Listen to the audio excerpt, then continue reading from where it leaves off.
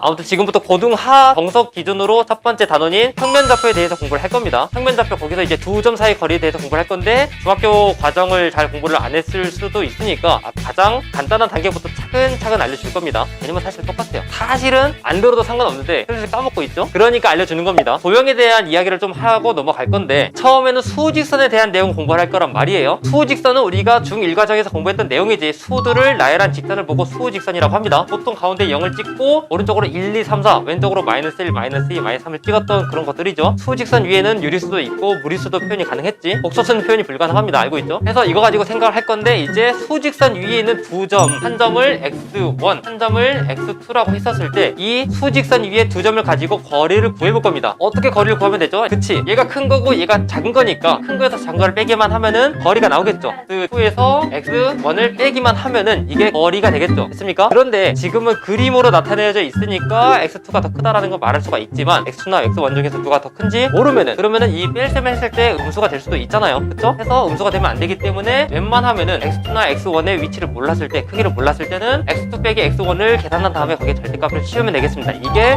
수직선에서의 거리다 라고 생각하시면 돼요. 근데 이 무조건 x2부터 뺄 필요는 없습니다. x1 빼기 x2를 한 다음에 절대값을 씌워도 어차피 같은 계산 결과가 나오기 때문에 뭘 해도 상관이 없습니다. 하지만 보통 얘를 많이 사용하긴 해요. 수직선에서 거리를 구해봤으니까 1차원에서의 거리를 구해본 거죠. 1차원 다음에는 무슨 차원이죠? 2차원에서의 거리를 한번 구해보도록 하겠습니다. 알겠죠? 2차원은 이름이 좌표 평면이고 좌표 평면에서의 거리를 구해볼 건데 공식을 먼저 알려주기 전에 이 계산이 어떻게 만들어졌는지를 좀 알려주면은 2학년 2학기에 공부했던 피타고라스를 기반으로 만들 거란 말이에요. 빗변의 길이가 a이고 높이 길이가 b라고 했었을 때 이 직각삼각형의 빗변의 길이를 구하는 방법이 뭐였죠? 우리 피타고라스 알고 있으니까 피타고라스 이용해서 길이를 구해볼 수가 있겠지. 그래서 이 빗변의 길이는 루트 a제곱 플러스 b의 제곱이 되겠습니다. 근데 이 논리를 이용해서 좌표 평면에서 두 점 사이의 거리를 구할 거란 말이에요. 좌표 평면이 있고 얘를 x1, y1, x2, y2라고 하고 이 두 점 사이의 거리를 구해 볼 건데 x축에 수직이 되게끔 선 하나 그리고 그 다음에 y축에 수직이 되게끔 선 하나 그리면은 이렇게 직각삼각형 하나가 만들어지겠죠. 이 직각삼각형을 토대로 하면 되는데 자 밑변의 길이가 뭘까 생각을 해보니까 x1부터 x2까지가 늘어났지. 그래서 x2 빼기 x1이다 라고 하면 되고 그 다음에 세로 길이는 y1부터 y2까지 커졌죠. 그래서 그치 y2 빼기 y1이 되겠다 라고 생각하시면 되겠습니다. 이거를 가지고 하면 되는데 얘가 음수에도 큰 상관은 없습니다. 왜냐면은 피타고라스 그러니까 빗변의 길이 구할 때에는 얘를 제곱을 할 거니까 밑변의 제곱 더하기 높이의 제곱을 한 다음에 루트를 씌우면 되겠지. 따라서 루트 밑변의 제곱인 x2 빼기 x1의 제곱 플러스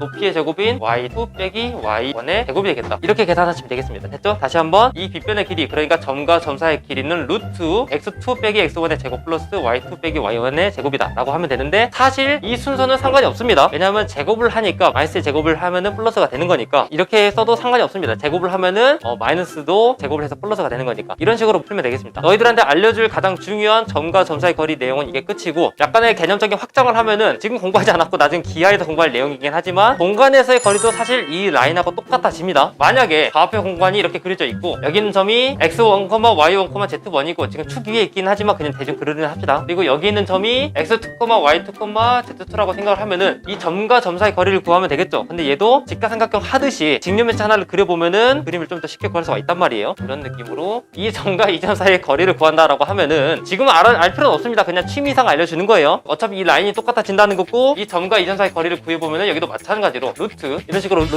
x1 빼기 x2의 제곱 플러스 y1 빼기 y2의 제곱 플러스 z1 빼기 z2의 제곱 이런 식으로 만들어질 테니까 너희들이 배우지도 않고 나도 배우지도 않았지만 4차원에서의 점과 점 사이의 거리도 어차피 같은 라인으로 만들어지겠죠. 3차원이든 4차원이든 같은 라인으로 만들어진다. 이렇게 생각하시면 되겠습니다. 여기까지 이해됐습니까? 네. 해서 이거를 가지고 정말 확장된 여러 가지 문제들을 풀어볼 겁니다. 이 개념을 잘 기억하시면서 문제를 한번 풀어보도록 하겠습니다. 여기까지 질문 있나요?